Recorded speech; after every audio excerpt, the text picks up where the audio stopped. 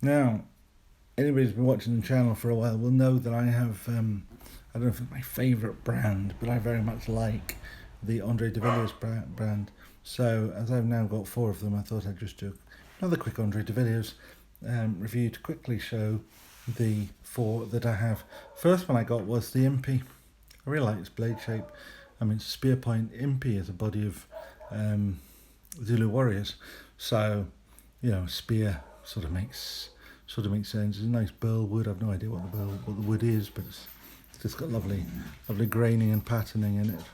This is a lovely stout little knife, but it's UK legal. The blade is under 3 inches long. Cutting edge is under 3 inches long, even if you measure it on the curve. It's nice in hand. It's got a lovely bit of heft to it. Because I mean, a lot of the problems that we have are, we're told we have to have sub 3 inch knives, and as a result, a lot of the knives that you carry are so, they're like little toys. This feels like a knife in your hand. So anyway, that's the Impy. Now, Andre is particularly famous for his butcher pattern, and as you can see, I have now 3 of them. From the little 2 inch. 2 inch is interesting because, oh sorry, that was D2 steel, the Impy, by the way, I forgot to say D2 tool steel. This is not, this is, I can never remember what it is, but it is M690, I think. Oh, come on. Won't focus. M690, I think. The other thing that's significant about this one, more than the others, is that it has a half stop. I don't know why he only puts a half stop on this one, but he does. It has a half stop. Nice spring to it. I like these also because I've got dodgy hands. But you can't fail to be able to pinch these open. You certainly don't have to use a fingernail to get them open. Now, these 2 were 2017 production knives. This one here was a 2016 production knife. Now, it doesn't have the IH on it, which the others have. The other ones are numbered. If you can see the number inside. Just where I cut my hand off. It says 2017 IH. Now, this one doesn't.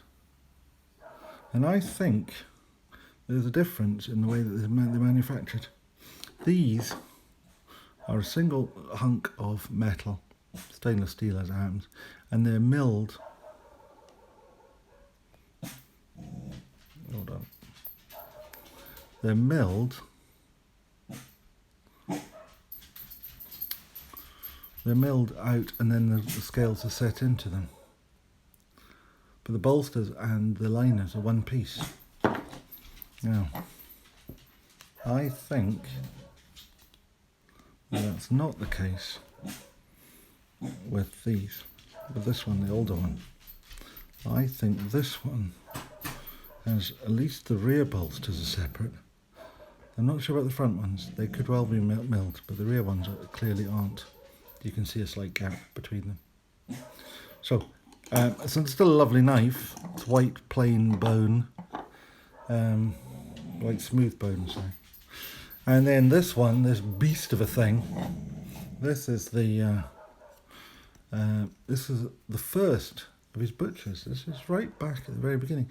I actually found a film of this particular one on YouTube, back in South Africa, in Andre's sticky mitts.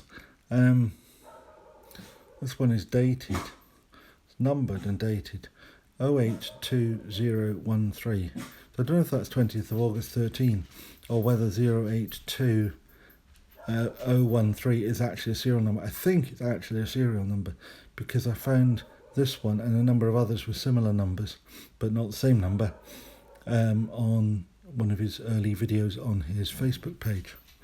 So it's got a relatively early clip, none of these sort of fancy rollers. There's no lock bar insert, which does mean it does suffer from a bit of lock stick.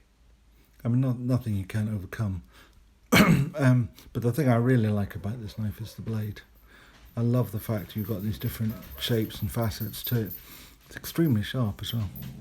But even you know, seeing it in cross section like that, it's just a stunning thing. And I do like this because it's got a nice heavy blade. It's relatively flickable, but the detent is poor. The scales on this, incidentally, are titanium. I mean, I find that when I go to try and flick it, 9 times out of 10, it does that.